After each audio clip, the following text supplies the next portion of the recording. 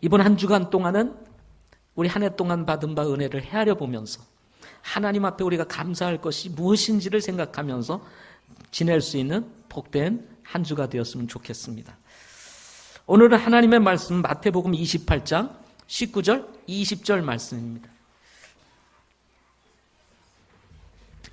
예, 누가 좀 이렇게 도와주시면 좋겠습니다. 예. 우리 모치님들과 부치님들은요, 이 핸드폰을 가지고 다니시는데 사용할 줄을 모르세요. 예. 사용할 줄을 모르셔서 참 어려움이 있으십니다. 그런데다가 사용하실 줄 아셔도 사실 이렇게 이제 연세가 드시다 보면은 이렇게 느려져요. 예. 저도 그런 걸 느낍니다, 요즘. 그러니까 여러분들이 이해를 많이 해 주셔야 됩니다. 그래서 들어오실 때에는, 예배를 드리실 때는 다 무음으로 바꿔주셔서 소리가 울리지 않도록 이렇게 도와주시면 감사하겠습니다. 우리 부치님들 모치님들 그렇게 하시고 계시죠? 근데 깜빡하셔가지고 이러실 때가 있습니다. 저도 깜빡할 때가 있습니다. 오늘 마태복음 28장 19절 20절 찾으셨으면 같이 우리 읽도록 하겠습니다. 오늘은 같이 읽겠습니다. 시작. 그러므로 너희는 가서 온 민족들을 가르치고 아버지와 아들과 성령의 이름으로 그들에게 침례를 주며 무엇이든지 내가 너희에게 명령한 모든 것을 그들에게 가르쳐 지키게 하라. 보라, 내가 세상의 끝까지 항상 너희와 함께 있느니라 하시니라. 아멘. 기도하시겠습니다. 아버지 하나님, 오늘은 침례에 대해서 말씀을 전하고자 합니다. 우리에겐 진리도 필요하고 사랑도 필요합니다. 이 두 가지 균형이 맞춰진 교회가 되기를 소망합니다. 그 중에서 오늘은 진리에 대한 부분에 대해서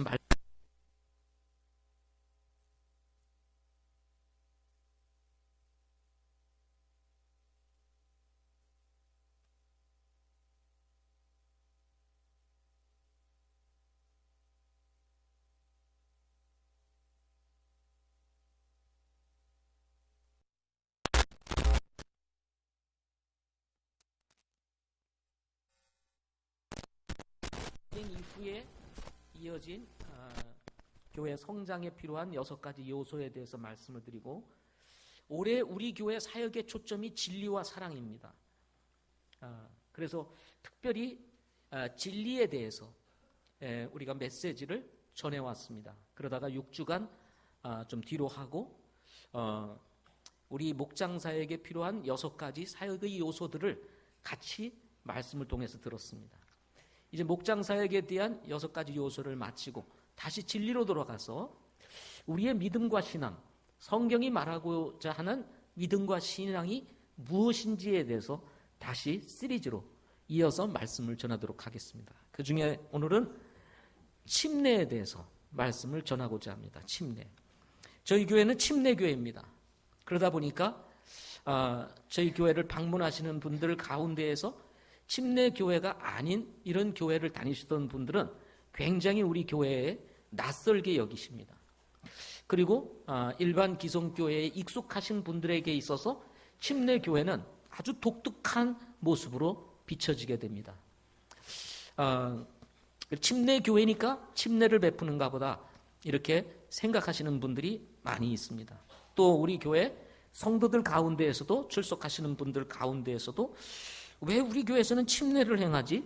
다른 데서는 세례를 행하는데, 이런 생각들을 가지고 계시는 분도 혹시나 있을 것 같습니다.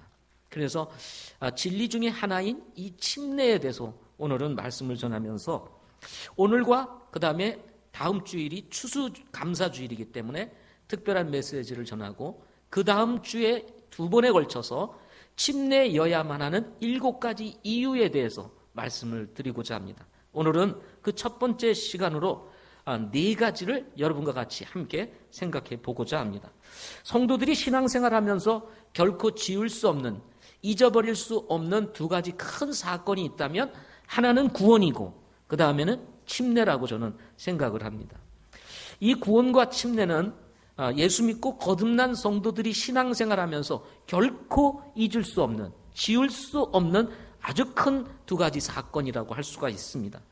구원은 하나님 앞에서 죄인됨을 깨닫고 예수님의 대속 사역을 믿고 받아들임으로써 죄 사함을 얻음과 동시에 하나님의 자녀가 되고 영원한 생명을 얻는 것을 일컬어서 우리는 구원이다라고 이렇게 말을 합니다. 침례는 예수님의 죽으심과 장사 지내심 그리고 부활을 통해서 구원을 받고 변화되어 새로운 피조물이 되었다는 사실을 구원받은 성도가 교회 앞에서 공적으로 선언하는 것, 이것이 뭐냐면 바로 침례입니다. 이 침례를 통해서 그리스도와 연합하고 그리고 교회와 연합하고 그리고 같은 믿음을 가지고 있는 성도들과 연합한다라고 하는 의미도 가지고 있습니다. 그런가 하면 그리스도인으로서 새 출발을 하는 성도들이, 이제 새롭게 출발하는 성도들이 하나님의 말씀에 첫 번째로 순종하는 것이 뭐냐면 바로 침례입니다. 그런 의미에서 침례는 우리 그리스도인으로서 살아가는 데 있어서 아주 중요한 첫 걸음이다라고 말할 수가 있는 것입니다. 구원과 침례는 성경에서 가르치는 아주 중요한 내용입니다. 앞에서도 말씀드렸던 것처럼 신앙의 첫 단추와 같은 것이 뭐냐면 침례라고 말씀을 드렸습니다. 첫 단추를 잘 끼워야 어떻게 됩니까? 신앙의 단추들이 잘 맞춰지게 되는 것입니다. 근데 첫 단추를 잘못 끼우게 되면 이 옷에 이 단추들이 다 어긋나는 것처럼 신앙의 단추들이 어긋날 수가 있게 된다는 것입니다. 따라서 우리가 신앙생활을 하면서 바르게 단추를 끼우고 바르게 신앙생활을 하기 위해서 중요한 이 침례에 대해서 우리가 알고 이해하는 것은 무엇보다도 중요하다고 저는 생각을 합니다. 따라서 오늘은 침례여야만 하는 이유에 대해서 말씀을 드리고자 합니다. 오늘 제목이 침례여야만 하는 이유라고 이렇게 제목을 붙이다 보니 자연스럽게 지금 한국 교회 안에서는 침례와 세례라고 하는 이 두 가지 양대, 어떻게 보면은 이 교회의 의식을 행하고 있는 이런 상황이기 때문에 자칫 세례를 비판하는 것처럼 들릴 수가 있습니다. 이것은 어쩔 수 없는 상황이라는 생각을 가지게 됩니다. 침례를 이야기하다 보니 자연스럽게 세례에 대해서는 비판적인 부분으로 들리게 되는 것입니다. 이런 부분들은 여러분들이 이해를 해주시고 들으셨으면 좋겠습니다. 교회에서 자주 듣는 말씀 중에 목사님들께서 하시는 말씀 중에 하나가 있다면 그것은 진리는 변하지 않는다 하는 것입니다. 하나님의 말씀은 변하지 않는다. 진리는 변하지 않는다라고 하는 목소리를 내면서 하나님의 말씀을 전하게 됩니다. 그러나 우리가 진리는 변하지 않는다고 외치고 있고 진리는 변하지 않고 하나님의 말씀은 변하지 않는다고 말을 하면서도 사실은 변한 것 중에 하나가 있다면 그것은 뭐냐면 바로 침례인 것입니다. 침례가 세례로 바뀌는 것입니다. 진리는 변하지 않는다고 얘기를 하고 있는데 침례가 세례로 바뀌어 있습니다. 그런데 마치 이 세례는 변하지 않은 진리인 것처럼 이렇게 받아들여지고 있는 현실이 지금 오늘 한국 교회의 현실이라고 할 수가 있습니다. 오랜 세월 세례는 기독교 안에서 보편적인 진리처럼 받아들여져 왔습니다. 의심하는 사람들도 별로 없는 것 같습니다. 진화론과 창조론의 대립과 같이 다윈 이전의 사람들은 하나님의 창조, 이 창조를 상식으로 받아들이는 시대의 사람들이었다고 할 수가 있습니다. 그러나 다윈 이후 진화론이라고 하는 것이 생겨나면서 야금야금 과학을 포장하여 이 진화론을 가르치면서 지금은 창조론이 아니라 진화론이 대세인 것처럼 받아들여지는 시대에 우리가 살고 있습니다. 진화론을 받아들이는 사람들, 진화론을 믿는 사람들이 다수라면 창조론을 믿는 사람들은 기독교인들, 종교다 이렇게 지금 편애를 하는 이런 목소리들이 높아지고 있습니다. 그러나 과연 대세를 이룬다고 해서 진실이 거짓으로, 진리가 가짜로 바뀔 수 있느냐? 아닌 것입니다. 진실은 어느 때나 진실이고 진리는 어느 시대이든 진리인 것입니다. 침례와 세례, 하나님께서는 이 두 가지를 말씀하셨을까요?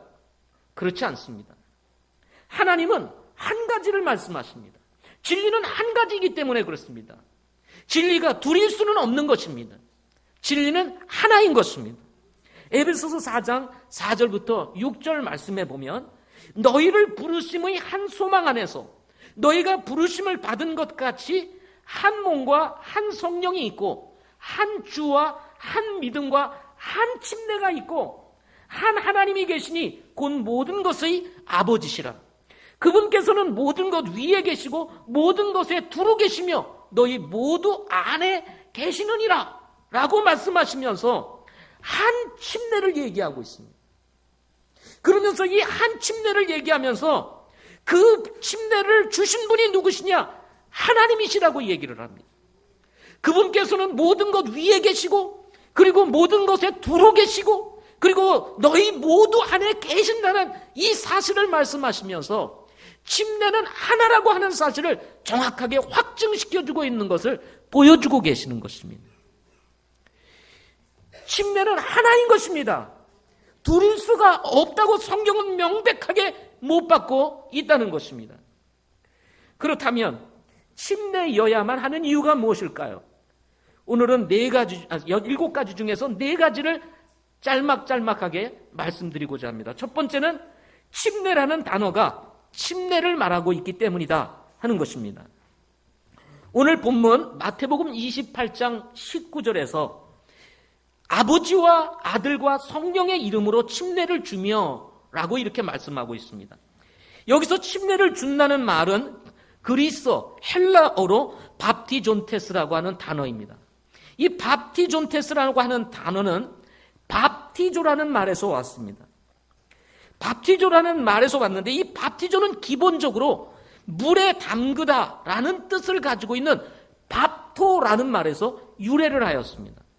이 밥티존테스를 영어 성경에서는 밥티즘 또는 밥타이징, 이렇게 베프타이징이라고 이렇게 지금 번역을 하고 있습니다.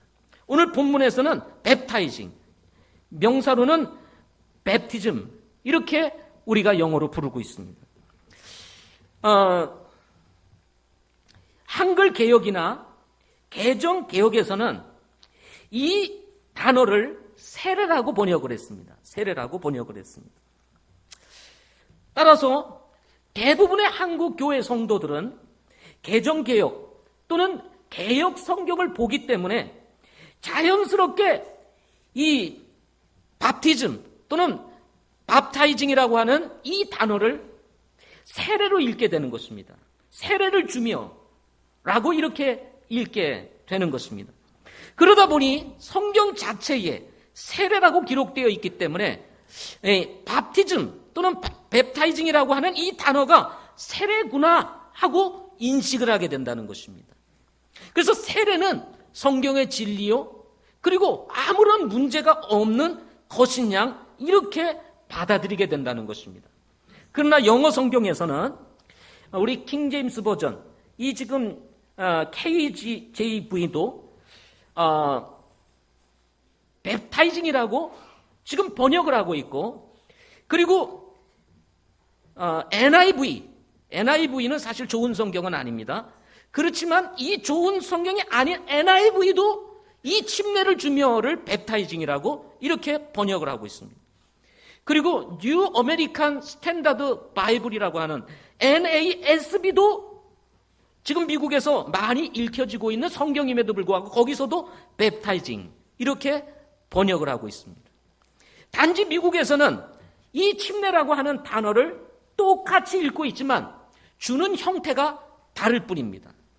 그런데 한국에서는 아예 침례를 세례라고 번역된 성경이 나오다 보니까 자연스럽게 침례라는 것 자체는 아예 없어지고 세례라는 단어가 우리에게 익숙하게 됨으로써 마치 세례가 이 베프타이징, 침례를 주며 또는 베프티즘이라고 하는 단어로 이해를 해 오게 되었다는 것입니다.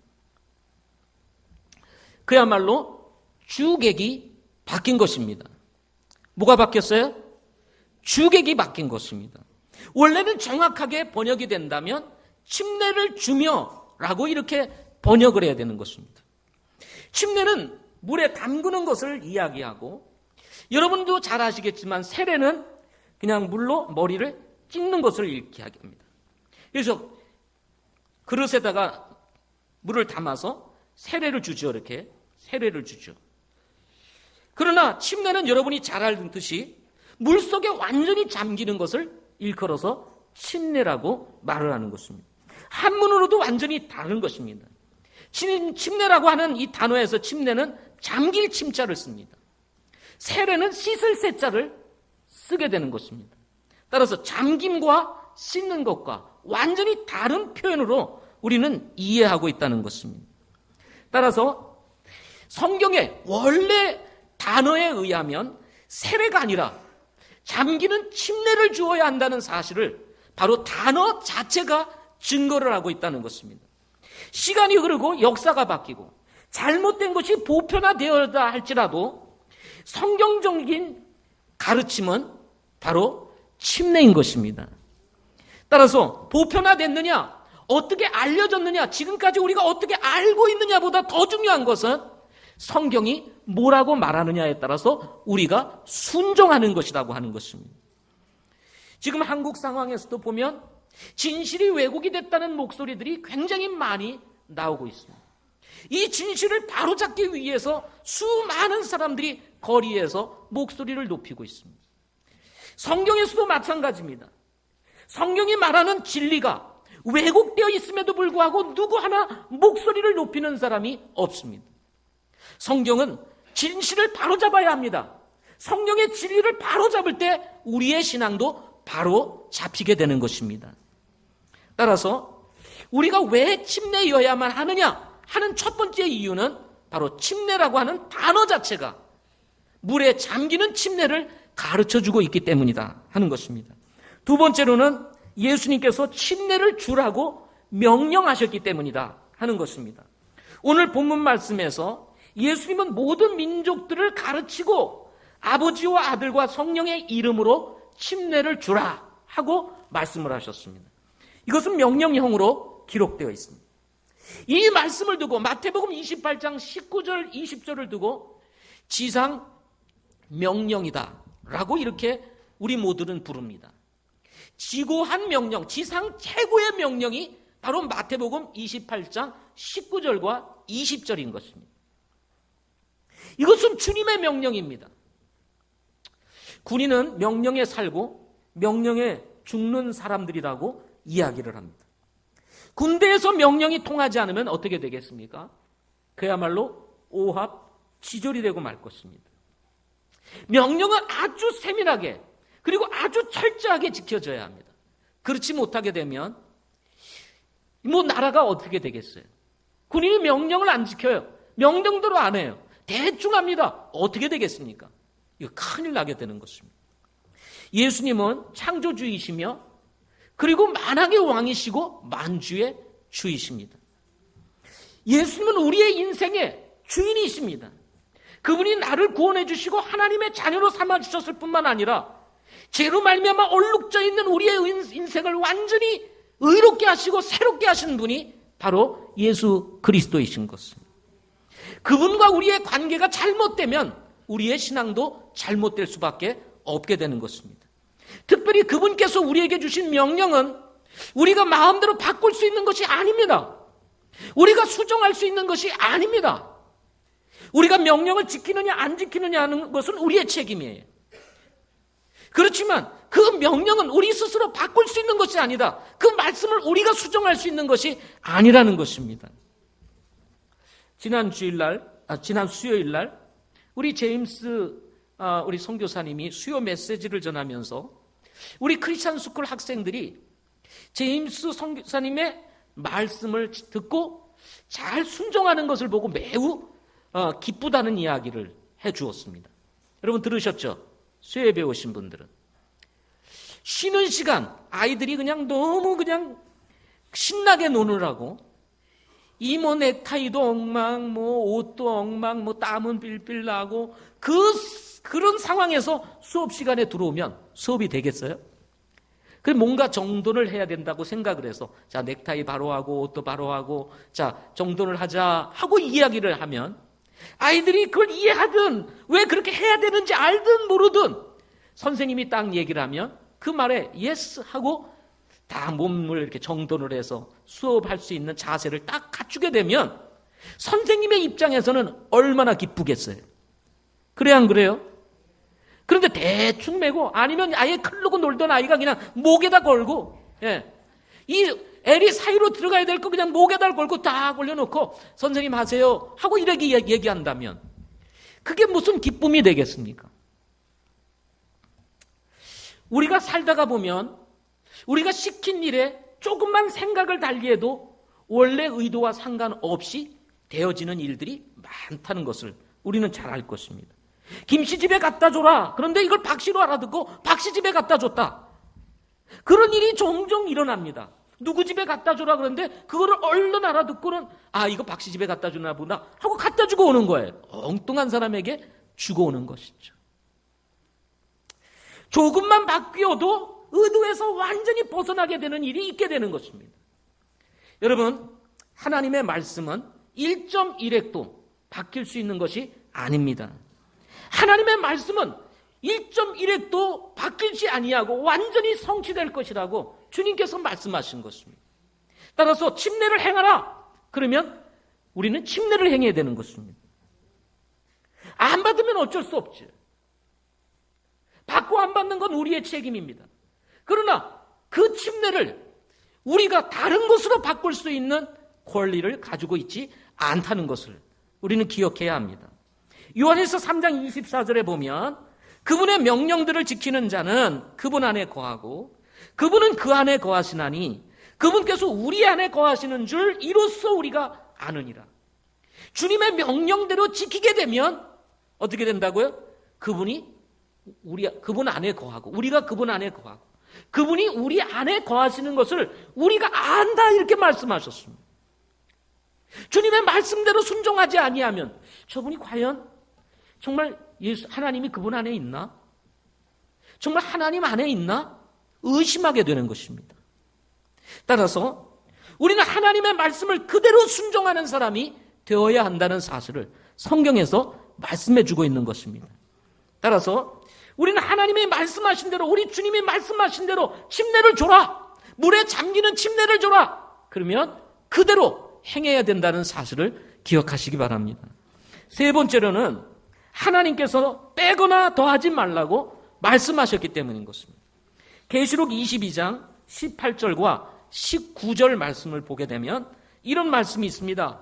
내가 이 책의 대언의 말씀들을 듣는 모든 사람에게 증언하노니 만일 어떤 사람이 이것들에다 더하면 하나님께서 이 책에 기록된 재앙들을 그에게 더하실 것이요 만일 어떤 사람이 이 대언의 책의 말씀들에게서 빼면 하나님께서 생명책과 거룩한 도시와 이 책에 기록된 것들로부터 그의 부분을 빼시리라. 성경을 우리가 고치거나 더하거나 뺄 수 있는 권리가 없다는 사실을 여기 경계하고 있고 경고하고 있는 말씀입니다. 하나님의 말씀에 더하면 이 계시록에 있는 말씀의 재앙들이 그에게 더할 것이고 하나님의 말씀을 빼게 되면 생명책과 거룩한 도시와 이 책에 기록된 것들로부터 그의 부분을 빼겠다고 경고하고 있는 말씀입니다. 무서운 말씀 아닙니까? 하나님의 말씀을 마음대로 우리가 수정한다는 것이 얼마나 무서운 이야기인지를 지금 성경은 말씀해 주고 있다는 것입니다. 하나님의 말씀은 우리 마음대로 고치거나 수정할 수 있는 것이 아니기 때문에 그렇습니다. 물론 이 말씀은 계시록에 관련된 말씀입니다. 계시록을 두고 지금 하신 말씀입니다. 그렇지만 계시록에 관련된 말씀만 우리가 빼거나 더하지 말고 나머지는 우리가 할 수 있느냐? 그렇지 않습니다. 신명기 4장 2절 말씀에 보면 너희는 내가 너희에게 명령하는 말에 더하거나 거기에서 빼지 말고 내가 너희에게 명령하는 주 너희 하나님의 명령들을 지키라 하고 말씀하셨습니다. 하나님께서 모세를 통해서 주신 말씀, 그 명령의 말씀들을 있는 그대로 순종하고 지키라고 말씀하고 있는 것입니다. 신명기 12장 32절 말씀에 보면 내가 너희에게 명령하는 것은 무엇인지 그것을 지켜 행하고 너희는 그것에 더하거나 그것에서 빼지 말라 하고 말씀하셨습니다. 잠언 30장 6절 말씀에 보면 너는 그분의 말씀에 더하지 말라. 그분께서 너를 책망하실 터인즉 내가 거짓말쟁이로 드러날까 염려하노라 하고 말씀하셨습니다. 하나님의 말씀은 순수하다고 했습니다. 시편 말씀에 하나님의 말씀은 순수하고 완전하다고 말씀했습니다. 그런데 그 순수한 말씀을 더하거나 그 순수한 말씀을 빼버리게 되면 그게 뭐가 되냐면 거짓이 되는 것입니다. 거짓. 그래서 내가 거짓말쟁이로 드러날까 염려하노라 하고 말씀하고 있는 것입니다. 성경이 왜곡되고 진리가 잘못된 왜곡된 진리로 바뀌기 때문에 이게 거짓말이 될 수가 있고 가짜가 될 수 있는 가능성이 높다는 것입니다. 따라서 잠언 말씀을 통해서 우리에게 경고하는 말씀이 바로 이 말씀인 것입니다. 그분의 말씀에 더하지 말라. 그분께서 너를 책망하실 터인즉 내가 거짓말쟁이로 드러날까 염려하노라 하고 말씀하고 있는 것입니다. 이 말씀을 통해서 우리가 보게 되면 침례가 됐든 세례가 됐든 둘 중에 하나는 가짜라는 것입니다. 앞에서도 말씀했던 것처럼 침례는 한 침례가 있고 라고 말씀했습니다. 하나여야만 합니다. 그런데 침례도 있고 세례도 있다. 둘 중에 하나는 가짜라는 것입니다. 거짓말쟁이로 드러날까 염려함이라 누군가가 거짓말쟁이를 지금 거짓말쟁이가 되어 있는 것입니다. 시편 19편 7절 말씀에 보면 주의 율법은 완전하여 혼을 회심시키고 주의 증언은 확실하여 단순한 자를 지혜롭게 하며 라고 말씀했습니다. 하나님의 말씀은 완전하여 사람을 영혼을 회심시키고 구원시키고 주의 증언은 확실하여 단순한 자, 여기서 단순한 자는 어리석은 사람입니다. 어리석은 자를 지혜롭게 한다 이렇게 말씀했습니다.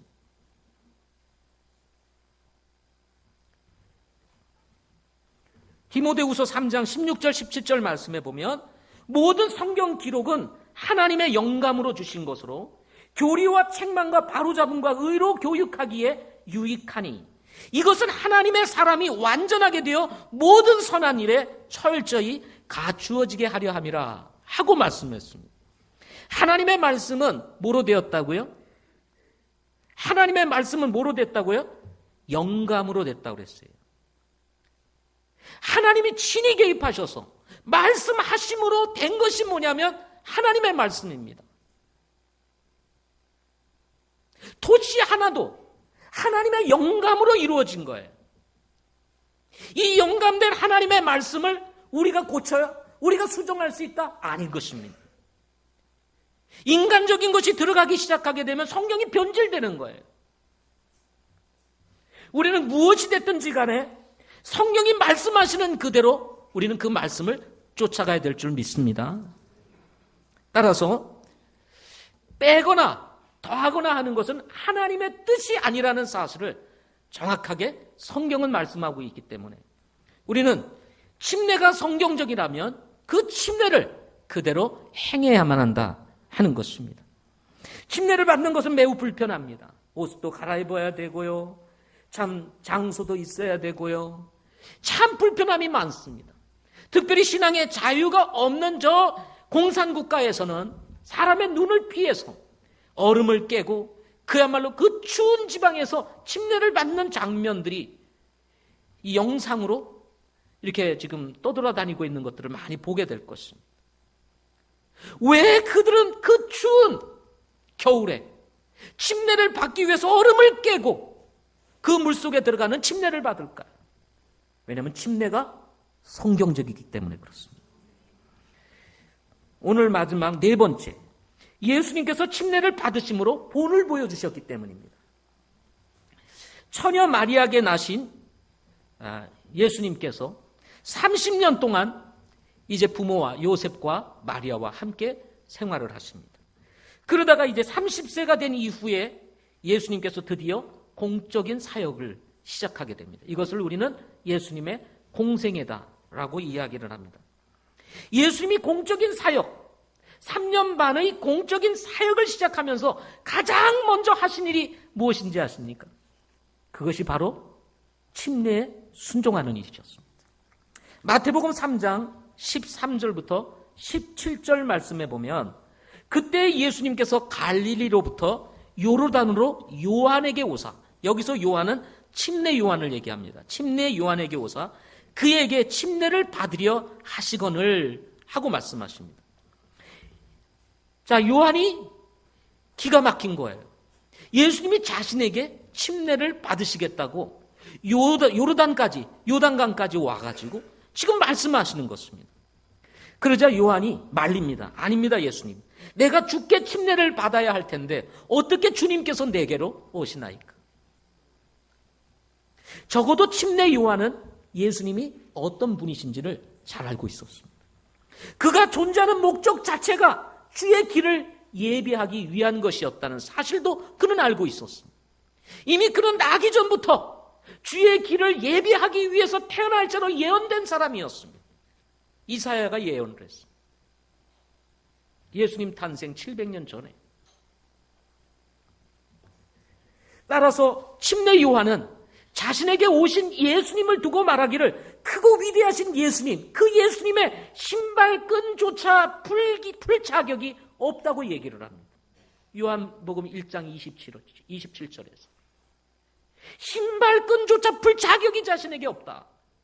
그만큼 예수님과 자신은 너무나 달랐던 것입니다. 따라서 침례 요한은 요한복음 3장 30절에서 이렇게 얘기합니다. 그분은 반드시 흥하여야 되나 나는 반드시 쇠하여야 하리라. 그분은 흥하여야 되지만 나는 쇠하여야 하리라 하고 말할 정도였습니다. 이런 분이 자신에게 침례를 받는다는 것은 격에 맞는 일이 아니었습니다. 저도 사역을 하다가 보면 격에 맞지 않는 일들이 종종 발생하게 됩니다. 이 격에 맞지 않다 생각될 때는 격에 맞는 대우를 해야 합니다. 그래서 어떤 경우에는 제가 우리 사역자들이 있고 우리 부목사님들이 계시지만 우리 부목사님들이 어떤 목사님에게 연락하는 것이 격에 맞지 않는 일이다 생각을 하면 제가 반드시 연락을 합니다. 이 격에 맞지 않는다 생각이 되면 연세가 있으신 목사님인데 부목사님 시켜서 한다? 이게 격에 맞지 않는 거예요. 그러면 제가 반드시 연락을 합니다. 우리 삶에도 그렇지 않습니까? 요한과 예수님의 사이는 너무나 크게 벌어져 있는 갭이 너무나 컸습니다. 그런데 이 갭을 어떻게 메꾸고 내가 어떻게 예수님에게 침례를 줄 수 있겠느냐? 이건 격에 맞지 않는 일이다 하고 요한은 생각을 하고 있었던 것입니다. 그럼에도 불구하고 예수님께서 격에 맞지 않는 일임에도 불구하고 굳이 침례 요한에게 침례를 받으시려고 하셨던 이유가 어디에 있었을까요?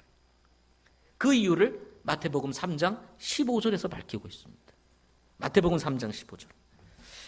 예수님께서 대답하여 그에게 이르시되 지금은 이렇게 되도록 허락하라. 이렇게 하여 모든 의의를 성취하는 것이 우리에게 합당하니라. 그 이유를 밝히는데 그것은 뭐냐면 모든 의의를 성취하는 것이 우리에게 합당하기 때문이라고 이야기를 하고 있습니다. 모든 의의. 그 의의는 어떤 것이었을까요? 예수님께서 요한에게 침례를 받으신 이유는 바로 침례를 받으시려고 했던 이유는 바로 이것 때문이었습니다. 여러분도 잘 알고 계시겠지만 침례 요한의 침례는 회개의 침례였습니다. 침례 요한의 침례는 무슨 침례요? 회개의 침례였습니다. 따라서 침례 요한에게 와서 침례를 받는다는 것은 자신이 죄인이라는 사실을 인정하고 그 죄를 회개한다라고 하는 의미에서 침례 요한에게 와가지고 침례를 받았습니다. 그렇다면 예수님은 죄인이었을까요? 아니었습니다. 그분은 죄가 없으신 분이셨습니다. 따라서 회개의 침례를 받아야 할 법적 필연성이 전혀 없는 분이 누구였냐면 바로 예수님이셨습니다. 그럼에도 불구하고 예수님이 굳이 침례 요한에게 침례를 받으려고 하셨던 이유가 무엇이냐? 라고 하는 것입니다. 예수님은 잃어버린 자를 찾아 구원하시기 위해서 이 세상에 오신 분이십니다. 아멘. 예수님이 십자가에 죽으신 것은 바로 잃어버린 우리 모두를 대표해서, 대신해서 그분이 우리를 위해서 십자가에서 모든 죄를 대신 지시고 죽으셨던 것입니다. 그의 죽으심, 그리고 장사 지내심, 그리고 그분의 부활은 바로 침례의 모형입니다. 하나님께서 예수님을 통해서 이루시고자 하셨던 하나님의 의를 가장 잘 드러내는 것이 뭐냐면 바로 침례인 것입니다. 인류를 구원하시고자 하시는 하나님의 그 놀라운 의, 그것을 가장 잘 드러내는 것이 뭐라고요? 침례인 것입니다. 그리고 성도들이 침례를 받는다는 것은 바로 예수님의 죽으심과 장사 지내심과 부활을 통해서 내 모든 죄가 용서되어지고 하나님의 자녀로 거듭날 뿐만 아니라 의로운 자가 되었다는 사실을 공개적으로 간증하는 것이 무엇입니까? 그게 바로 침례였습니다. 예수님은 자신의 구속사역을 통해서 자신 이후에 자신과 같이 침례를 받게 될 수많은 사람들을 생각하셨을 것입니다. 자신의 죽으심과 장사 지내심, 그리고 부활하심을 통해서 죄인들이 구원을 받고 의롭게 되게 될 것이라는 이 사실, 그리고 침례를 모형으로 해서 예수님의 그 죽으심, 장사 지내심, 부활하심을 인정하고 공적으로 선언하면서 새롭게 되어질 수많은 성도들을 그분은 생각했던 것입니다. 따라서 예수님은 모든 의를 이루기 위해서 바로 침례 요한을 통해서 우리가 받아야 할 그 침례를 먼저 받으셨던 것입니다. 결국 오늘 이 본문 말씀을 통해서 우리가 배울 수 있는, 이 마태복음 말씀을 통해서 배울 수 있는 메시지는 예수님이 받으신 침례 누가 받아야 된다? 우리가 받아야 된다는 사실을 말씀해 주고 있는 것입니다. 그분이 먼저 본을 행하여 주셨기 때문인 것입니다. 특히 16절에서, 마태복음 3장 16절에서 예수님께서 침례를 받으시고 곧바로 물속에서 올라오셨다, 곧바로 물속에서 올라오셨다고 기록하고 있는 이 말씀은 예수님은 세례가 아니라 침례를 받으셨다는 사실을 가장 명확하게 보여주고 있다는 사실인 것입니다. 물속에서 올라왔다. 이게 헬라어 원어에서도 그렇게 얘기를 하고 있습니다. 그냥 세례가 아니라 반드시 물속에 들어갔다가 물속에서 올라오셨다는 사실을 말씀해 주고 있다는 것입니다. 성도들은 주님의 발자취를 따라가는 사람들입니다. 시대가 변해서 세월이 흐르고, 시대가 변하고 세월이 흘러 이제 2017년이 되었습니다. 여전히 이 시대에도 주님을 따르는 제자들이 많습니다. 주님의 제자들, 주님을 따라가는 성도들, 주님의 발자취를 따라가는 성도들이 과연 행해야 될 것이 과연 무엇일까요? 세례일까요? 침례일까요? 저는 여러분이 성경적인 그리스도인으로 자라가기를 소망합니다. 신앙의 첫걸음을 내딛는 성도들이 반드시 지나가야 하는 길목에 바로 이 침례라고 하는 문이 있습니다. 안타깝게도 지금 신앙 현실은 침례와 세례라고 하는 두 개의 문이 열려 있다는 것입니다. 두 개의 문 중에 더 넓게 열려 있는 문은 세례입니다. 침례라고 하는 문은 아주 좁습니다. 일로 들어가는 사람은 적습니다. 그러나 세례라고 하는 문으로 통과하는 사람들은 아주 많습니다. 넓은 길과 좁은 길, 우리는 이 두 사이 속에서 침례가 맞을까, 세례가 맞을까, 고민을 하게 됩니다. 그러나 앞에서 말씀을 들었던 것으로 비추어볼 때 둘 중에 하나는 가짜라는 것입니다. 둘 중에 하나는 가짜라는 것입니다. 그렇다면 진짜는 무엇일까요? 신앙의 첫 단추를 어떻게 끼우느냐는 다음 신앙을 결정하게 되는 아주 중요한 포인트가 된다는 것입니다. 익숙한 것에 대한 불편을 느끼지 못하는 현실에서 진실보다 거짓이 익숙한 신앙의 안타까운 현실을 두고 우리는 어떤 결정을 내려야 될까요? 주님은 무엇을 기쁘게 여기실까요? 저는 누구를 비판하고 누구의 마음을 아프게 하고 싶은 마음은 없습니다. 중요한 것은 우리 주님의 마음입니다. 내 마음이 어떠냐? 내 신앙이 어떠냐? 내 가치가 어떠냐? 그리고 내가 어떤 사고를 가지고 있느냐보다 더 중요한 것은 주님의 생각이요, 주님의 마음이요, 그리고 주님이 부여하신 가치인 것입니다. 우리는 종종 하나님의 말씀을 인간적 시각으로 그리고 우리의 시각으로 볼 때가 참 많습니다. 그러나 중요한 것은 우리의 시각으로 보는 것이 아니라 주님의 시각으로 보아야 합니다. 저는 여러분들이 이 성경적 침례를 행함으로 주님이 본을 보여주셨던 그 아름다운 본을 이어감으로써 그 정말 발자취를 다르게 이어갈 수 있는, 이 시대에 정말 성경을 쫓아서 주님의 발자취를 그대로 쫓아갈 수 있는 아름다운 성도들이 되기를 소망합니다.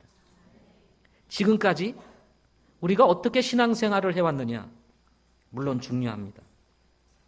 그러나 잘못된 것이 있다면 내가 얼마 동안 어떤 신앙생활을 해왔느냐보다 더 중요한 것은 진실을 따라가는 것입니다. 진리를 쫓아 바꾸는 것입니다. 이것을 주님은 기뻐하시는 것입니다. 그러나 침례를 논하기 전에 더 중요한 것 한 가지가 있습니다. 그것이 뭐냐면 구원입니다. 침례보다 더 중요한 것, 침례를 받기 이전에 더 중요한 것 한 가지가 있다면 그것은 바로 구원입니다. 왜냐하면 구원받은 사람이 침례를 받을 수 있기 때문인 것입니다. 구원도 받지 못한 사람이 침례를 받았다? 그 침례는 그건 아무런 의미가 없는 것입니다. 그래서 구원받은 줄 알고 침례를 받았는데 자신의 구원이 아니에요. 그래서 정말 제대로 구원을 받고 다시 침례에 순종을 하게 되는 것입니다. 이렇게 해서 재침례파라는 이름을 받게 된 것입니다. 우리 침례교회 과거 초기 시대에 천주교로부터 핍박을 받으면서 종교재판의 이름으로 수없이 많은 사람들이 죽어갈 때 우리들에게 붙여졌던 별명이 하나 있었습니다. 그것이 바로 재침례파라고 하는 별명이었습니다. 천주교로부터 받았던 그 침례, 그 유아침례, 그 유아침례가 잘못된 것이라는 사실을 알고 나중에 복음을 듣고 예수님을 믿고 구원받은 사람들이 그 침례는 잘못된 것이다, 아무런 의미가 없는 것이다 해서 다시 침례를 주었습니다. 그러자 그들이 두 번 침례를 받는 사람들, 그래서 아나바프티스트 또는 재침례파라 하는 이름으로 수없이 많은 사람들을 처단했습니다. 종교재판이라 이름으로.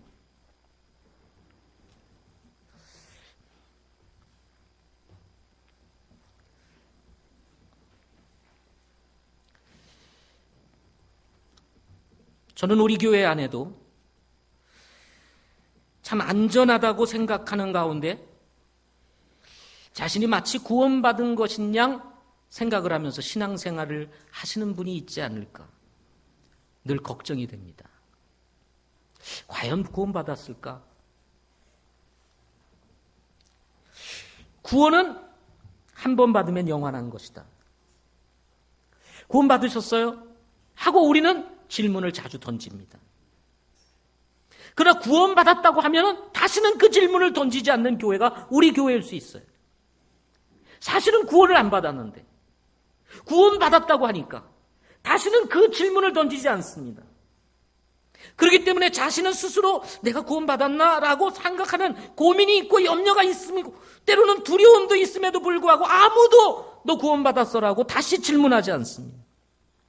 그렇기 때문에 체면도 있고 여러 가지도 있고 내가 다시 구원받는다면 사람들이 어떻게 생각할까 생각을 해서 침묵을 지키며 신앙생활을 하고 있는 사람이 있을 수 있습니다.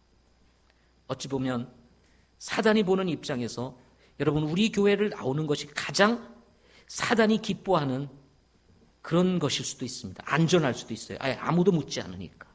구원받았다고 한 이후로는 아무도 묻지를 않으며 당연히 구원받은 사람 이렇게 생각을 하고 있기 때문에 그렇습니다. 정말 위험합니다. 중요한 것은 여러분이 정확하게 구원받았냐는 것입니다. 오늘 이 세상을 떠나도 천국 갈 수 있는 확신이 분명하냐는 것입니다. 아니면 추상적으로 그냥 믿으니까 그냥 뭐 구원받았겠지라고 하는 그럴 것이다 라고 하는 이런 생각은 굉장히 위험한 것입니다. 예수님의 죽으심, 예수님의 장사 지내심, 예수님의 부활이 정말 나의 부활이고 나의 장사 지내심이시고 나를 위한 죽으심인가? 내가 오늘 이 세상을 떠나면 천국 갈 수 있는 확신이 분명한가?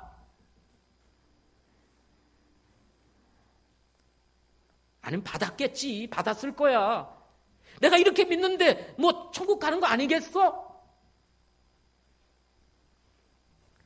여러분, 내가 가고 싶다고 갈 수 있는 것이 아닙니다. 정확하게 여러분이 여러분의 죄인됨을 알고 예수 그리스도를 개인의 구주로 주님으로 정확하게 여러분이 영접하고 그 주님의 그 피 흘림의 사건이 나를 위한 사건이시라고 하는 것에 대한 분명한 깨달음과 확신이 있을 때 여러분 구원이 정확하게 이루어질 수 있는 거예요.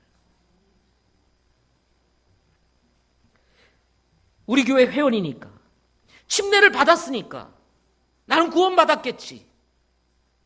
여러분은 아닐 수 있다는 것입니다. 혹시나 여러분 구원받지 않으셨다면 오늘 여러분 그 구원의 문제를 해결하시기를 바랍니다. 염려하고 의심하고 혹시 이러다가 내가 정말 지옥 가는 거 아니야 하는 두려움에 사로잡혀서 여러분 왔다 갔다 신앙생활 하지 마시고 확실하게 문제를 해결해서 한 방향으로 정확히 나갈 수 있는 여러분 되시기를 바랍니다.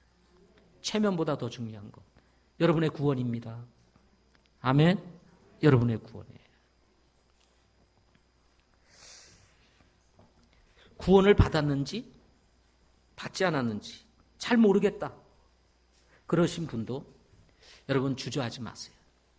다시 구원을 받느냐 이 문제가 아니라 여러분 구원을 받았는지 안 받았는지 점검을 받을 필요가 있다. 누가 대신 점검해 주는 건 아니지만 그래도 성경을 통해서 다시 한번 상담해보고 다시 점검해보고 내가 그때 했던 것이 정확한 것인지 다시 확인해보고 그래서 여러분의 마음을 정말 정확하게 굳게 하는 것 무엇보다도 중요한 것일 수 있습니다. 기도하겠습니다.